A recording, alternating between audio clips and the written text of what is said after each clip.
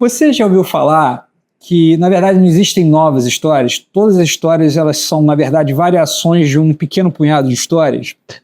Então, essa é a tese de Christopher Booker, e ele fez um livro magistral sobre o assunto chamado As 7 Tramas Básicas, Por que Nós Contamos Histórias. Eu aqui no canal, que fala sobre narrativa, fiz uma série de vídeos, um para cada trama, explicando o que o Christopher Booker fala no livro dele.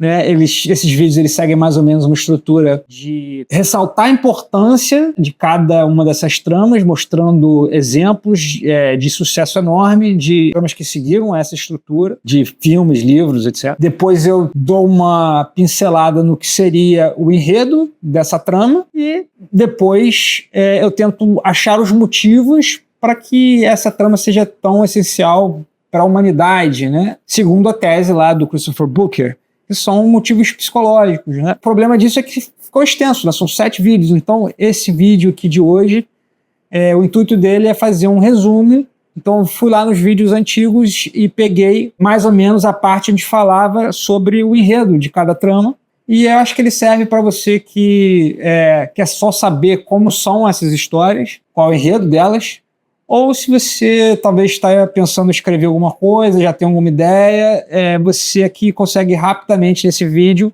ver aonde a sua história está se encaixando estruturalmente, e aí eu aconselho você voltar lá e buscar o vídeo que fala especificamente sobre a trama do que você está escrevendo, e aí você vai ter uma profundidade maior, entender melhor o que você mesmo está querendo dizer e o motivo do que você está querendo dizer. Então, sem mais delongas, vamos ao enredo das 7 tramas universais.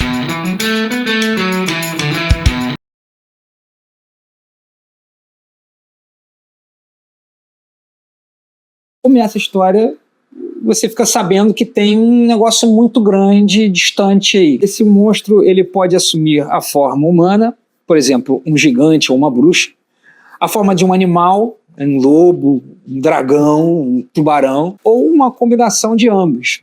O Minotauro, a Esfinge. É sempre mortal, ameaçando destruir aqueles que cruzam o seu caminho ou caem em suas garras. Muitas vezes ameaça uma comunidade ou um reino inteiro, até mesmo a humanidade e o mundo em geral. Mas o monstro frequentemente também tem em suas garras algum prêmio, um grande prêmio, um tesouro inestimável ou uma bela princesa. Tão poderosa é a presença dessa figura, tão grande é a sensação de que da ameaça que emana dela, que a única coisa que nos importa ao acompanharmos a história é que ela seja morta e seu poder sombrio seja derrotado.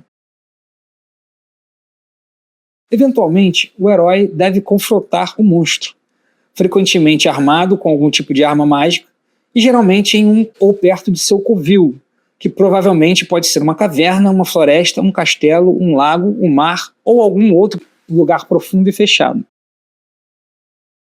A batalha se inicia e parece que contra possibilidades tão terríveis o herói não pode vencer. Mas na última instância, quando a história atinge seu clímax, há uma reversão dramática. O herói faz uma fuga emocionante da morte e o monstro é morto. A recompensa do herói é inestimável. Ele ganha o tesouro ou a mão da princesa. Ele libertou o mundo, a comunidade, o reino, a raça humana da sombra dessa ameaça à sua sobrevivência. Em homenagem à sua conquista, ele pode muito bem se tornar algum tipo de governante ou rei.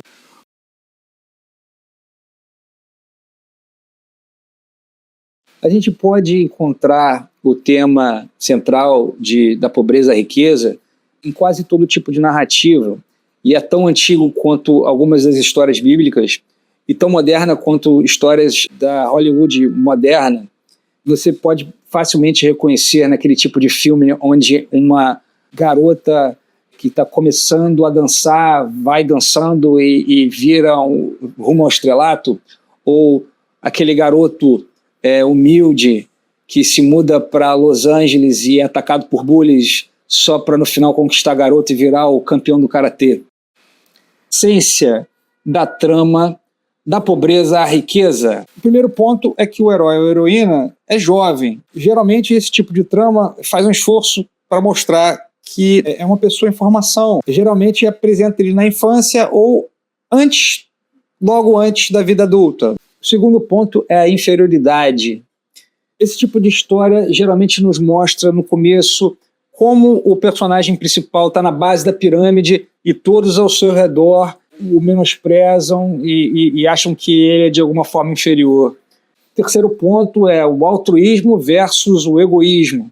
Independente desses personagens que menosprezam o herói ou a heroína serem os personagens adultos e maduros ou os personagens que estão mais próximos ali da maturidade, da idade do personagem principal, a característica principal desses antagonistas é que eles são egocêntricos, eles são insensíveis, eles são cegos, eles não enxergam nenhuma qualidade no herói e eles são arrogantes, eles são irracíveis, eles são enganosos, eles estão preocupados somente neles mesmos. No final da história, duas coisas têm que acontecer.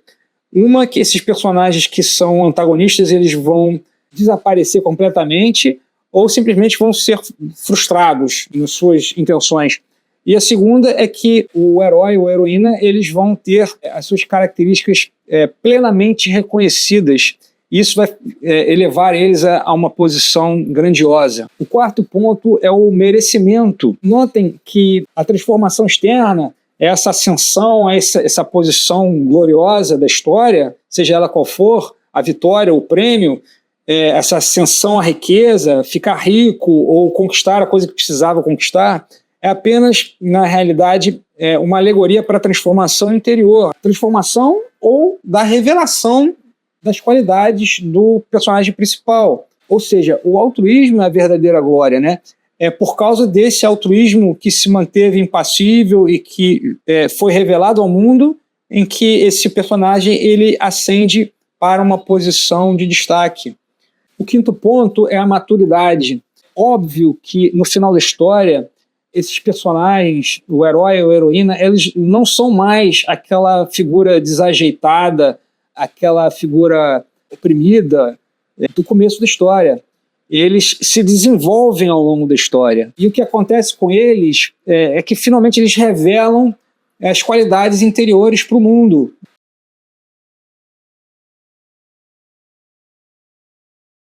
Quest, ou A Busca, é uma das tramas mais reconhecíveis e ela foi largamente utilizada nos grandes poemas épicos da humanidade. O que dizer da epopeia, da fúria de Aquiles e sua jornada a Troia, visando a recuperação de Helena em A Ilíada? Ou os feitos de Vasco da Gama em sua busca pela rota para a Índia e a expansão marítima de Portugal em Os Lusíadas? Ou quem sabe a clássica lenda arturiana sobre a busca do Santo Grau? E aqui nós temos a busca no título, já indicando o tipo de trama. Vocês querem um exemplo mais óbvio? Que tal A Ilha do Tesouro, que é o template básico para qualquer história de vamos buscar o tesouro que a gente encontrou de um mapa de um pirata? Essa história ela foi feita pela primeira vez na Ilha do Tesouro, né? Ela foi exaustivamente repetida, mas o clássico está lá, a Ilha do Tesouro, e é uma história de busca. Essa, sem dúvida, é uma trama importantíssima e você vai reconhecer também em exemplos modernos, como Os Caçadores da Arca Perdida. Indiana Jones é sempre uma história de busca, né? Ele está sempre indo atrás de algum artefato histórico, mitológico. Mas também existe a busca, não só para o prêmio, mas existe a busca para evitar uma catástrofe, como em Armagedon, onde um asteroide gigante está indo em direção à Terra para destruir e os heróis têm que ir lá no asteroide, explodir o asteroide para evitar a destruição da humanidade inteira. Tem também aquela história do grupo de desajustados, né, que vai evitar que a joia do infinito caia nas mãos de Ronan, o acusador, em Guardiões da Galáxia. O que importa aqui é que existe algo muito importante num lugar distante e que o herói ou o grupo de heróis se vê obrigado a ir para evitar o mal ou ir para conquistar algo grandioso bem distante da sua casa, fazendo uma jornada, né? A jornada de busca por algo.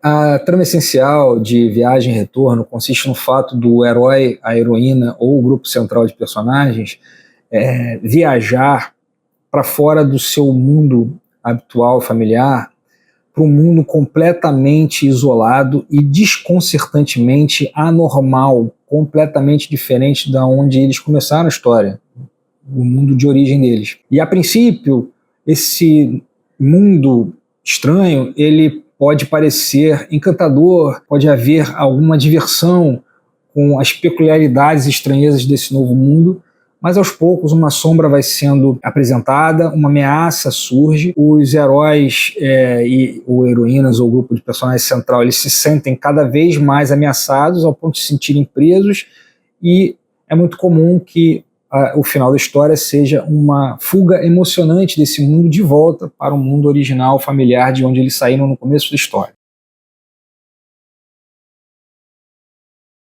A estrutura narrativa da comédia, ela não tem a obrigação de produzir o riso. Ela surge lá na antiguidade, na Grécia Antiga, e ela não tinha essa obrigatoriedade do humor. Existiam dois tipos. Existia a tragédia, que era sobre figuras proeminentes da sociedade, poderosos, né? Então eram os reis, os príncipes, e a obrigação desse tipo de narrativa era que fosse um final ruim, né? Como alertas sobre as escolhas que essas pessoas importantes podiam tomar e o fim trágico que aconteceria com elas.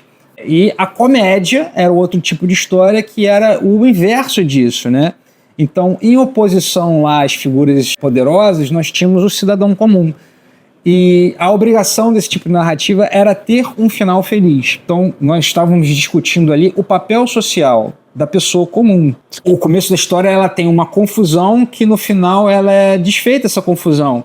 E nós descobrimos a verdadeira função, a verdadeira identidade dessa pessoa comum, e nós temos muitas histórias de disfarce, de pessoas que fingem ser que elas não são, enganos, pessoa que eu achava que era uma coisa e na verdade não era. Isso tudo acontece na comédia. Um pouco mais tarde, alguns séculos depois, acontece a grande mudança desse tipo de narrativa, que é a introdução do romance. Então, a comédia ela passa a ser sobre um casal, né? Sobre um homem e uma mulher que vão se casar. E aí nós voltamos ao final feliz clássico das outras tramas que nós vimos anteriormente. E aqui esse elemento é introduzido na comédia e desde então passa a ser sobre isso. Lá na antiguidade as bases já estão lançadas para o que é hoje a comédia, né? E isso tem muito a ver com a comédia romântica, que é a moderna hoje no cinema, e de inúmeras tramas onde as pessoas se disfarçam para entrar em algum aspecto da sociedade, essa troca de papéis, essa troca de identidades, a descoberta de que, na verdade, fulana era minha irmã e que fulano, na verdade, é filho de outra pessoa. Essas confusões de identidade, elas são muito presentes também nas novelas. E isso tudo é da trama da comédia. Todas as tramas que nós vimos até agora, elas têm, no final, a união do homem e da mulher como um símbolo de um final duradouro e feliz, né? A união do homem e da mulher como um símbolo de completude que vai dar a ideia de que a história chegou a uma resolução satisfatória. Agora, essa não é a única forma de terminar uma história de forma arquetípica. Existe uma solução que não poderia ser um símbolo maior de finitude. E eu estou falando da morte, né? Então, se você quer fazer um desfecho para a sua trama que denote a resolução total, vamos ver assistir o nosso protagonista morrer. Eu não estou falando aqui de acompanhá-lo até a velhice, e onde ele vai ter uma morte, vai ter uma passagem para outra vida de forma tranquila e serena. Eu estou falando aqui, pelo contrário, de uma morte abrupta, de uma morte violenta, não natural. Decorre de algo que é inevitavelmente errado. Ou seja, um final que nós chamamos de trágico. É claro que existem muitas formas de chegar a esse final trágico. Existe um bom número de histórias que seguem a mesma estrutura. Elas envolvem um protagonista que ele é tentado a seguir um curso de algo que é moralmente errado ou proibido. Ele cede a essa tentação e segue nesse curso que o leva a um sucesso inesperado, para um estado quase onírico, onde as coisas dão certo, mas, ao mesmo tempo, esse curso, esse sucesso não lhe traz satisfação e ele começa a entrar num estado de frustração e a coisa vai acumulando até um estado onde o curso começa a sair do seu controle, a frustração cresce, sai do seu controle e o sonho original ele se torna um pesadelo e isso culmina com a destruição violenta desse protagonista.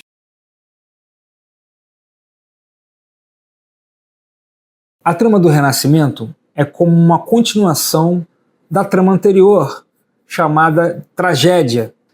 Agora, nessa história de Renascimento, nós começamos a história com um personagem já caído. Ele já está meio que paralisado por essas escolhas e ele já está, de uma certa forma, possuído por uma ideia demoníaca. Ele já é monstruoso e paralisado nessa monstruosidade. Então, ao invés de a gente ver um personagem ser tentado e cair na tentação e virar um monstro, a gente vê um personagem que já está caído, porém vivo, operando, porém preso numa condição monstruosa e sofrendo terrivelmente por causa disso. A história vai se desenrolar de uma forma que ficará claro para ele a sua prisão e ele será salvo pelo amor. Se for um herói, vai ser salvo por uma heroína. Se for uma heroína, vai ser salvo por um herói. Ou, em ambos os casos, pode ser salvo também por uma criança. No caso aqui, simbolizando a inocência e impedindo que essa criança siga no mesmo caminho tortuoso que o deixou na condição monstruosa. E agora, para você que quer escrever uma história nesse estilo, nós vamos aqui resumir essa trama em 5 atos. Bora? 1. Um jovem herói ou heroína cai sob a sombra do poder das trevas. 2. Por um tempo, tudo parece correr razoavelmente bem. A ameaça pode até parecer ter recuado. 3. Mas eventualmente ela se aproxima novamente com força total, até que o herói ou heroína seja visto aprisionado no estado de morte em vida. 4. Isso continua por um longo tempo, quando parece que o poder das trevas triunfou completamente. 5. Mas finalmente chega a redenção milagrosa, ou quando a figura aprisionada é uma heroína pelo herói, ou quando é o herói por uma jovem ou uma criança. Com isso, nós chegamos ao final. Se você gostou, eu peço que você curta, compartilhe com os amigos e se inscreva no canal para receber mais conteúdos como esse. Beleza?